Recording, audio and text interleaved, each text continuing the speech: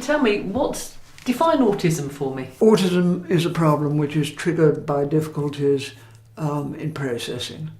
And people say, with autism, say they really have a terrible time trying to understand what is going on around them. And they spend almost all their time looking to see what's happening, to try to make sense of what is happening.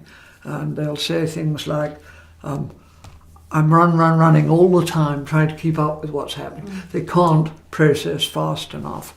The brain is just not linked up properly for the continual input of signals, trillions of them, trying to deal with this. They just can't do it. So everyday experiences just can be overpowering. Totally, everyday experiences. I mean, we're trying to wear terribly boring clothes. Thank you, Phoebe.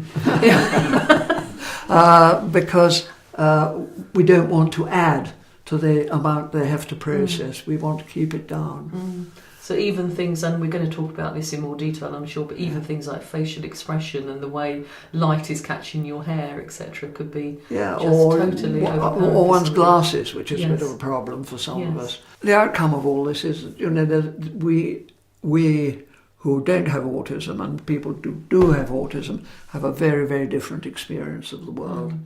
And people with autism will say things like, there's a Molotov cocktail going off in my head, or I feel as if my head's in a car crusher.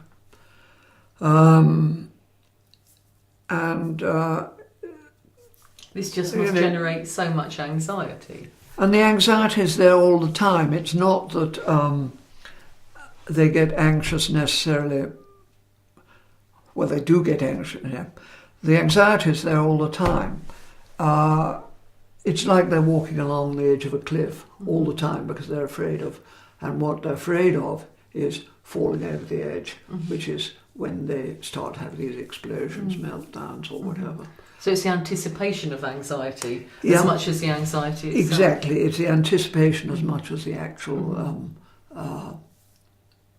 It's the anticipation of the stress that is caused during an autonomic storm, which we'll explain in a minute, as much as the actual storm itself. Yeah, because it's painful. Yes.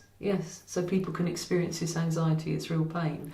So what we're looking at then is how can our understanding of the sensory processing issues help us to support people to mitigate the impact of that sensory processing, and how does our use of intensive interaction lower anxiety at the same time? So we're looking at creating a virtuous circle. Well, creating an autism-friendly environment, basically. Yeah.